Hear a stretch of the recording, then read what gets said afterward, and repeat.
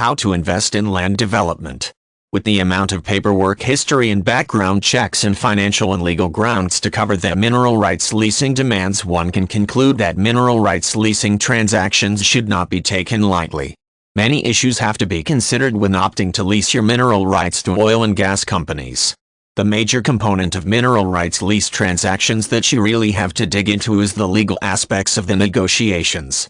This would compose of checkups on who really owns the mineral rights, or if you're just the surface owner, on the conditions and terms that you and the oil and gas company have in mind, and many other interesting matters. To avoid confusion on the legal matter of the transaction, it is always strongly recommended that you get a lawyer for legal advice. Delving into mineral rights transactions have factors like property rights, commissions and royalties to think about.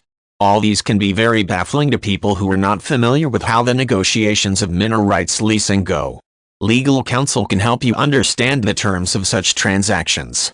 Be wise enough not to directly agree to a lease contract without seeking the help of your lawyer and exploring your options. If you are not the surface owner yet you are the mineral owner, another thing to worry about when in a mineral rights lease agreement is the rights of the surface owner. The surface owner has basic rights provided and protected by state laws. This naturally means that the mineral rights lease agreement also holds some protection for him or her. It can be to protect the crops and livestock in the property, the buildings, etc. You should also ask for legal help as to how you can accommodate both the surface owner and the oil and gas company.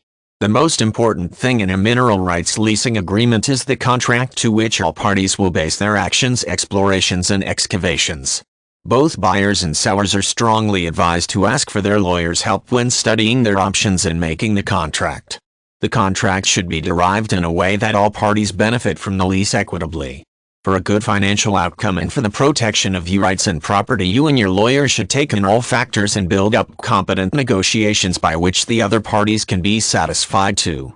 It is knowledge and research and negotiating skills that will be your weapons when in a mineral rights leasing transaction.